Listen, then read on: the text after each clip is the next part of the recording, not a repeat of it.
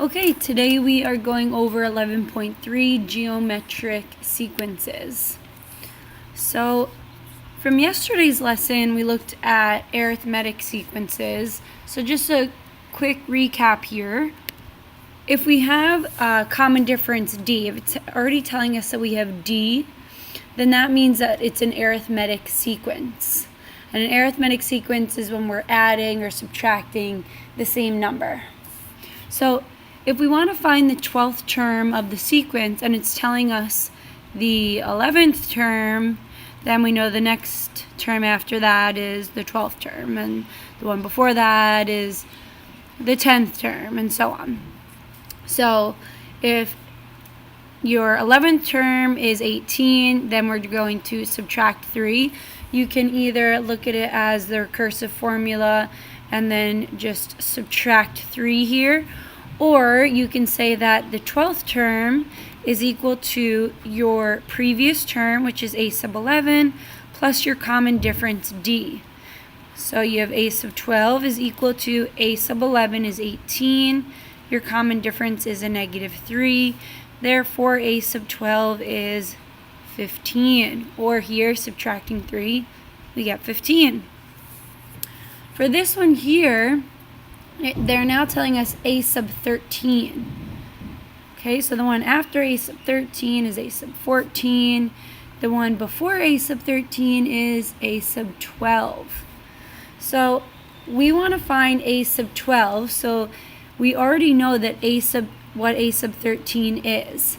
So that's going to be equal to the previous term, which is a sub 12, plus our common difference D. So we're still using the same recursive formula for arithmetic sequences. So we can plug in what we know. We know a sub 13 is 18, which is equal to, we're finding a sub 12, and the common difference D is a negative 4. So adding 4 to both sides here, we get 22. So a sub 12 is 22 in this case. So that's just a little recap from arithmetic sequences. So moving on, we're going to be talking about geometric sequences today, and that's when the ratio between consecutive terms is constant, and that is called the common ratio. So the common ratio, which is going to be using the variable r, you're going to find that by taking the second term, which is a sub 2, and divide that by the first term, which is a sub 1. Okay, so looking here, we want to know if it is a geometric sequence, and if it is, find the common ratio. So we want to look to see, are we multiplying to get to the same, are we multiplying the same number every time to get to the next term? So if we look here, we can try and see, okay, if I do 15, which is the second term, divided by 5, which is the first term, I get a 3. So I want to make sure, am I multiplying by 3 every time? 5 times 3 is 15. 15 times 3 is 45. 45 times 3 is 135. So this is a geometric sequence, and your common ratio R is 3.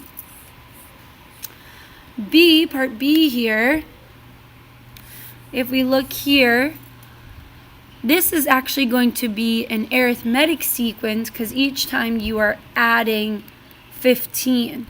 So this is an arithmetic sequence, and your common difference D, which is going to be 15. And from yesterday's lesson, we learned that if we can't just see this intuitively, we can take your second term and subtract your first term. So 30 minus 15 is 15, and then it's constant throughout the entire sequence. Okay, moving on, we're going to look at our formulas now.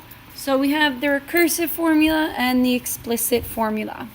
So we need to remember that a sub n minus 1, we know that that is the previous term. So we need to remember this is the previous term.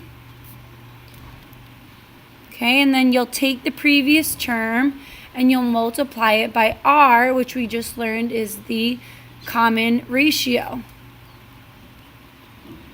Okay, and here's r again in this formula. So r is your common ratio. In your explicit formula, we have a sub 1, and that's always the first term. And we're going to multiply that by r to the n minus 1. And these are the two formulas we need for geometric sequences. We only use this when it's a geometric sequence. And we know it's a geometric sequence if it has a common ratio r, which means you're multiplying by the same number to get to the next term. All right, so let's take a look here. We're going to write the recursive and explicit formula, and then we're going to find the 19th term in each sequence. So if we look here, we cannot just assume that it's a geometric sequence. We need to make sure that we're looking at this and we are finding the common ratio. So if we look here, we keep multiplying by 3. So therefore your common ratio is a 3, and it is a geometric sequence. You have to say if it's a geometric or an arithmetic sequence and what the common ratio or what the common difference is. So we'll start with the recursive formula. So the recursive formula is a sub n is equal to, we are going to take our common ratio r, so we take the previous term and we multiply that by r, your common ratio. So we have a sub n is equal to r is 3, I'm going to put that in front so that it looks like so it acts as a coefficient, times your previous term. And that is your recursive formula for the sequence. Now we'll look at the explicit. And the explicit formula, we use a sub n is equal to a sub 1 times r to the n minus 1. Okay, so for this one, we look at what is the first term. The first term here is 11. So we have a sub n is equal to 11 times r is our common ratio, which is 3 in this case. I'm going to put this in parentheses so that I know I have to do 3 to the n minus 1. And then you would multiply by 11. So that's your explicit formula here. So now we have to find the 19th term. So finding the 19th term, you're going to want to use the explicit formula. And you're going to want to use the explicit formula because if we use the recursive formula, you're going to have to list the first 19 terms then. So I'm going to use the explicit formula and plug in 19 for n to find the 19th term. So I have a sub 19 equals 11 times 3 to the 19 minus 1. Okay, using order of operations here, I'll have 11 times 3 to the 18th. Okay, this is going to be a pretty big number. We're doing 3 to the 18th. So we'll get 11 times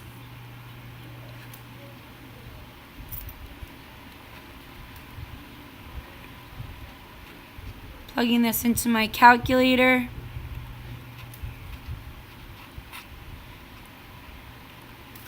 Okay, and then multiply that by 11. And here's our answer. We knew it was going to be a pretty big number because we're finding the 19th term.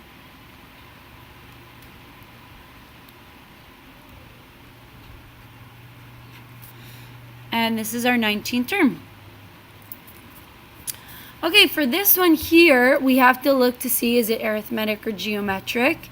And if we notice here, each time we are subtracting 3. So that means it's going to be a common difference, and this is an arithmetic sequence. So the recursive formula is going to be a sub n is equal to your previous term, a sub n minus 1, and then plus our common difference d, which is a minus 3. The explicit formula for an arithmetic sequence is a sub n is equal to a sub 1, the first term, plus the common difference d times n minus 1. So let's plug in here. I have a sub n is equal to, my first term is 20, plus my common difference is a negative 3 times n minus 1. Distributing in my negative 3 here, I get 20 minus 3n plus 3. Oops. And therefore I get a sub n is equal to 20 plus 3 is a 23 minus 3n.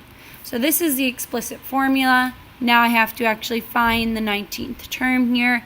So I'll just simply plug in 19 for n and solve that. So you go negative 3 times your 19 is negative 57.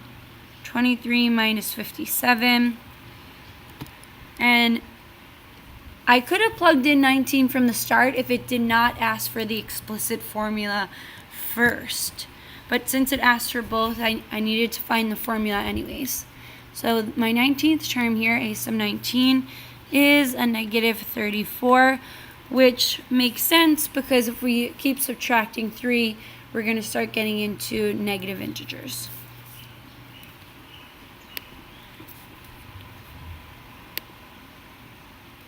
Okay, the next thing we're going to look at is the geometric mean.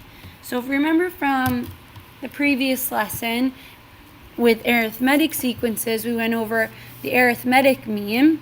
Now we're going to look at the geometric mean.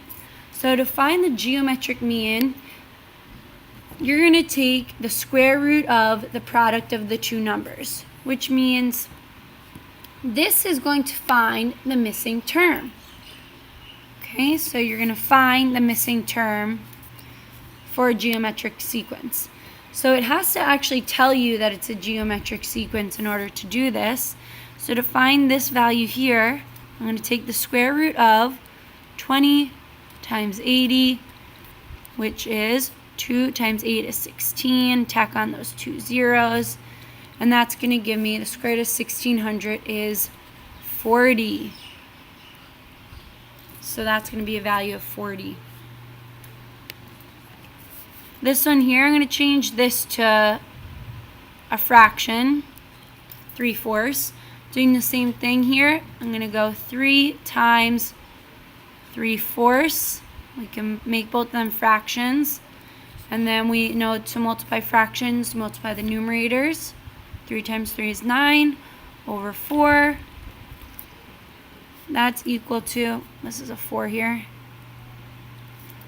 The square root of 9 is 3, and the square root of 4 is 2. So this is 3/2, which you also could have written 1.5, or you could have written 1.5. All right, and that is geometric sequences. Thanks for listening.